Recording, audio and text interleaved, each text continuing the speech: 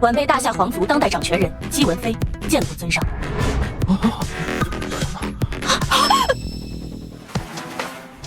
第一份见面礼是神龙镜，佩戴者可一言调动100万大夏神龙军。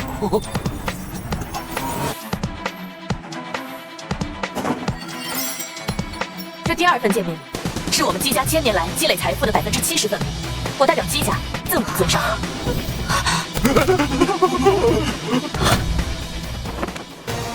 第三份见面礼是姬家家主之徽，拥有这枚徽章，可在全球范围内行使家主之权。尊上，今日是晚辈与您第一次见面，这些小礼物表表我们姬家的心意，希望尊上不会嫌弃。